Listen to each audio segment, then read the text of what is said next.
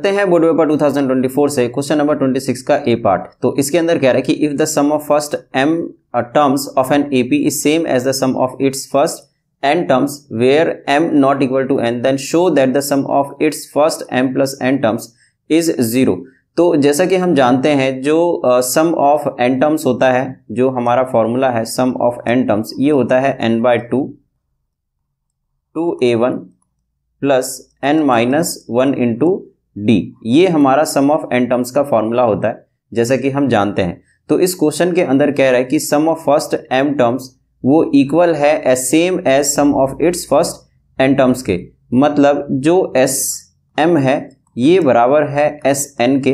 ये हमको गिवन दिया हुआ है, ये हमको गिवन दिया हुआ है। और ये भी कह रहा है कि m और n यहाँ पर इक्वल नहीं है, m और n इक्वल नहीं है। Then show that the sum of its first m plus n terms is 0।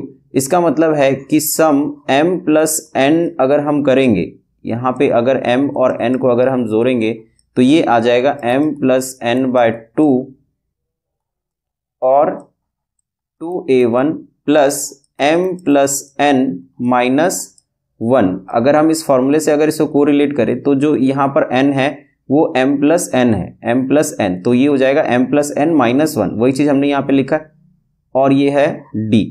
तो ये कह रहा है कि ये जो फॉर्मूला है, ये जो फॉर्मूला है ये 0 के बराबर है। Sum of its first m plus n terms is 0।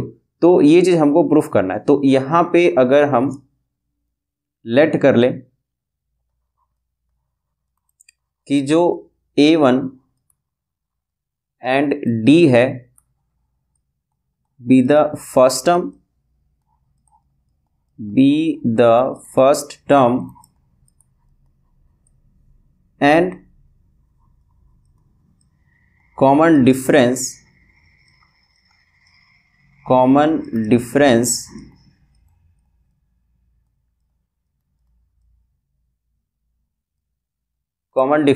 तो जिस तरीके से ये गिवन है sm is equal to sn, तो हम इसको लिखेंगे sm is equal to sn। ये गिवन है, ये हमको गिवन दिया हुआ है पहले से। और इस दोनों का अगर हम फॉर्मूला लगाएंगे, जैसा कि हमारा ये फॉर्मूला है, अगर हम ये लगाएंगे तो ये क्या हो जाएगा m/2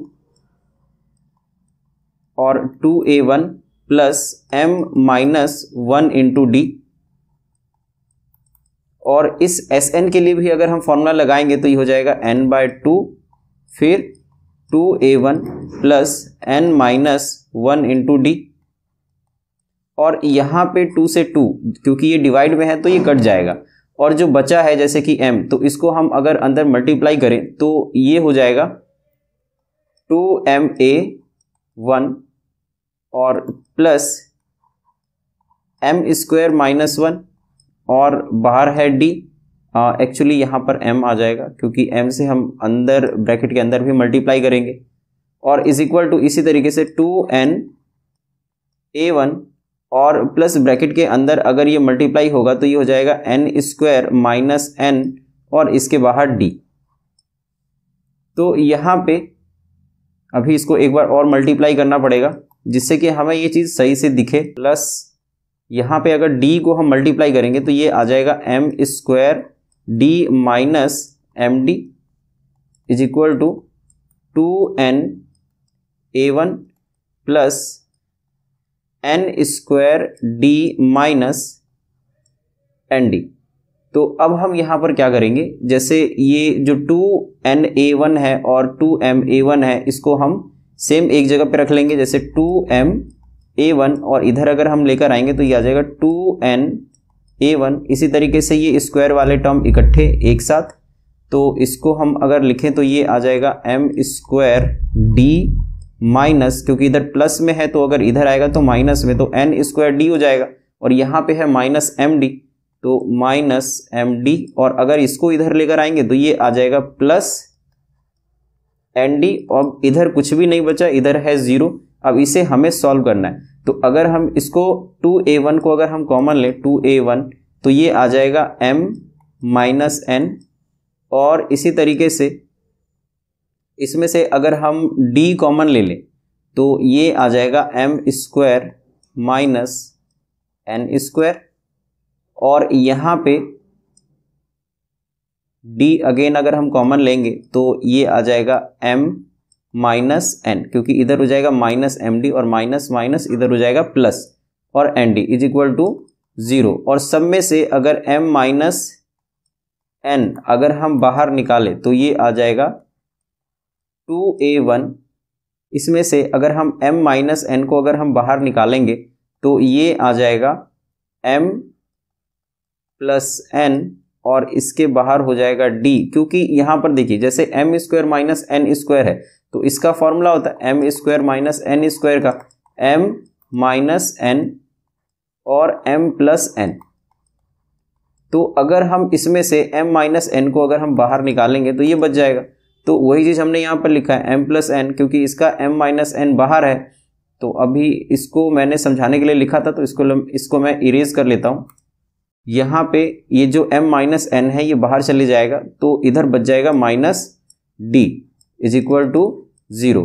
अब अगर ये जो m माइनस एन है ये इस 0 के नीचे अगर आएगा, क्योंकि m माइनस एन ये दोनों बराबर नहीं है, क्योंकि अगर बराबर होता तो ये पूरा होल इक्वेशन जो है ये 0 के बराबर हो जाता, लेकिन ये क्योंकि ये बराबर नहीं है तो ये डिवाइड में जाएगा, और डिवाइड में जाने के बाद में इसको हम कट कर सकते हैं, क्योंकि 0 को किसी नंबर से डिवाइड नहीं किया जा सकता, उसका आंसर आ जाएगा 0। तो इसीलिए अगर ये डिवाइड में जाएगा तो ये सिर्फ इक्वेशन बच जाएगा, मतलब 2a1 plus m plus n, और इसमें से भी अगर d कॉमन लेंगे तो ये आ जाएगा -1, और इसके बाहर है d इज इक्वल टू 0। क्योंकि ये इसके डिवाइड में है तो मैं डायरेक्ट 0 लिख दूंगा। तो यहाँ पे 2a1 plus m plus n minus 1 into D है।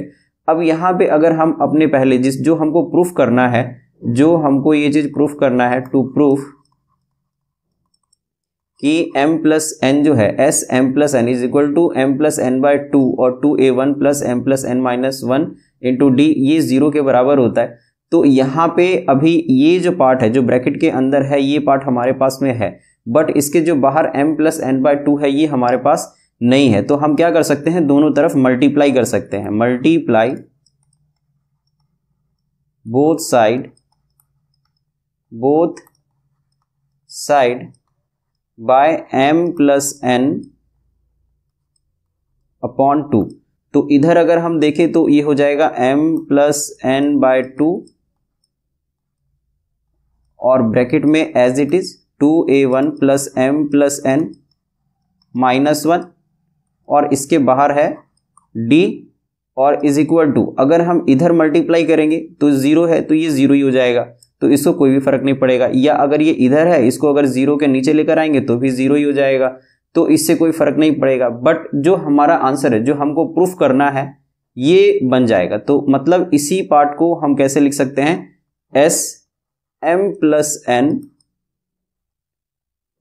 इज इक्वल टू 0, क्योंकि एस m प्लस n में क्या हो जाएगा, m प्लस n अपॉन 2 और 2a1 plus m plus n minus 1, क्योंकि हमारा ये n टर्म्स माना जाएगा, m प्लस n माइनस 1, और d इस फॉर्मूले के लिए जैसे हम यहाँ पर लिख रहे हैं कि Sn जो है वो n by 2 2a1 plus n minus 1 into D है।